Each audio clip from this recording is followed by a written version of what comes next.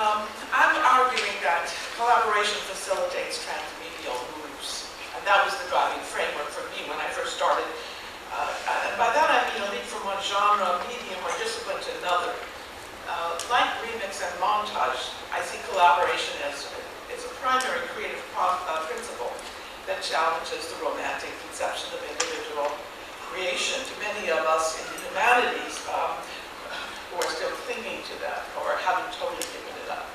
And you can see this already from the book title, which was part of my collaboration, my first collaboration, when I moved from literature to film in the late 60s, writing 2 books and many articles with Beverly Houston, who was another 18th century English literature scholar. Now, while writing about other collaborations, we described the collaborations of others. We defined 2 basic models. One was the vampiric model, where one absorbs the skills of the other and then leaves the other behind as one moves on to better fields, better fields. And this was exemplified by the Nick Rogue and Donald Hamill collaboration and performance, and also dramatized in the very story, where a collaboration between a gangster, James Fox, and a rock star, Mick Jagger. And this was not primarily the model that we wanted to use. We also found the second model. The model was the dialectic, model of collaboration, which leverages differences between the collaborators, and where the combination is greater than the sum of the parts, and both become more enhanced, and then both move on in this enhanced state.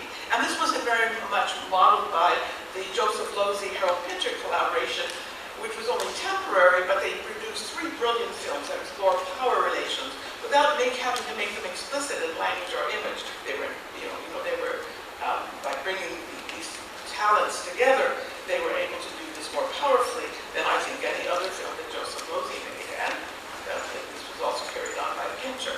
Now we, in our own collaboration, tried to combine both models.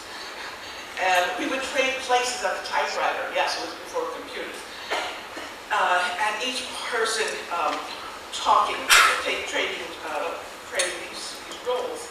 And though we had similar knowledges and interests, we still had a functional difference. And this is something that's required, I think, in good collaborations. She was better at choosing specific words. I was better at creating the overall structure. And we each absorbed the skill of the other, and both ended up being better writers. But she went on to specialize in television, and I in Spanish cinema, children's media, and database narrative. I developed a greater faith in the dialectics and its ability to leverage difference. When I look back at my own dissertation defense, which was on Henry Fielding, and where I was stymied at the time by a question from my outside member, Hugh Gray, asking me what was the link between Henry Fielding and Sergei Eisenstein. I've spent in many ways, decades later, trying to explore and answer that question. I think I came up with some answers that went beyond what he had in mind. In fact, both of these figures, they started out experimenting in theater.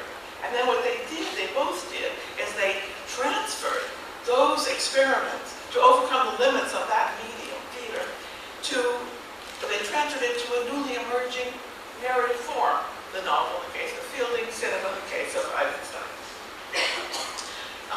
So what this showed was, in many ways, I was discovering this generative power of comparing 2 genres, 2 media, to Fielding. Because ironically, what happened was it made their work emphasize that their use of the new medium emphasized the difference from theater, not the similarities or continuities. And this encouraged me to move into new media. And the first place I applied it was in teaching. I was teaching a seminar on post-textual analysis, and I proposed to the students, let's do a collaborative analysis together. Well, they chose the film, Roger Rabbit, partly because it was animation, combination, and live action, and I hustled the equipment. And we all brought different skills. But my task was to create a structure that enabled us to leverage this unique combination. And it was a transformative experience for all of us. Many of them went on into careers in new media, and I'm still approaching teaching. For example, 4 years ago, documentary filmmaker Mark Harris and I launched a 6-week summer workshop called Documenting the Global City with the Communication University of China in Beijing. And we send 6 students, 2 faculty there. Each student is paired with a CUC student, and together they make a 10 or 15 video doc about Beijing as a global city, or when they come to LA as a global city.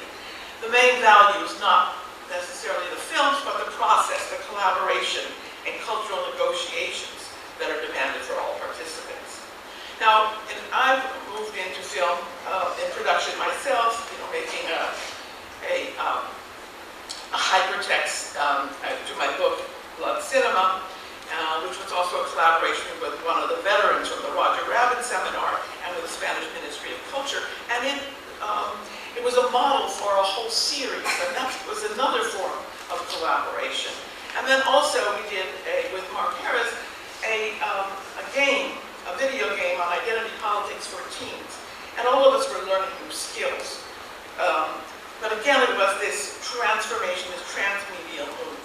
From 1997 to the present, I've been directing this USC research initiative on database narrative and digital scholarship, which works at the pressure point between theory and practice.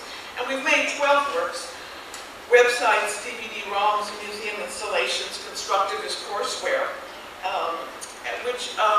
and the first thing was to create this team of media artists who are now going on getting their PhDs, so they continue to combine theory and practice. And we started with, and then we also have the team, the USC students, and from many different departments, and outside collaborators, artists, scholars, scientists, curators, etc. We started with the artist, and every time there's always this hybridization of forms. In Bleeding Through, it was a rivalry between fiction and documentary. In Tracing the Decay of Fiction, between cultural history and film noir. And in Danube Exodus with Peter Forgash, the rivalry among these 3 stories of the Jewish refugees, German farmers, and Hungarian river captain who transported both groups to safety. And in an interactive science project, A Tale of Two Genes, with a molecular biologist, we found that this whole connection between the dialectic montage and protein folding, which then reinforced this whole notion about, again, back to Eisenstein, and the idea of dialectics and combination as the creative force. Our new project, the latest one, is Jewish Homegrown History, and it has the broadest view of collaboration. It says social networking. We have a very diverse board of scholars, documentary filmmakers, museum curators, and they all participate. It's not as though they just, lend their names. And what it does is it really creates a dialogue between the personal stories of individuals who contribute their stories, their pictures, and then the database through keywording and algorithms calls up historical modules that help to contextualize them. For example, in this one, she's telling her story. She talks about being in Arizona, and this brings up as well, from the database. Well, it doesn't show it, but a clip from a movie that actually shows about the Jews in Arizona, but not Phoenix. So it's both that the historical module helps to contextualize what the individual contributed, but the individual's contribution also calls into question, enriches, maybe challenges what is known. This will open at the Skirball in September 2010, and we're making the software available for others on other topics and other projects. And I guess what we found in this whole process is that the collaboration is truly transformative only when it starts at the moment of conceptualization. It has to start from the beginning of conceptualization. And it still has to go all the way, in other words, through these various processes. And yet, having made these 12 projects during this period, the 12 years, some of my colleagues still say to me, when are you going to get back to your own work? So the battle goes on.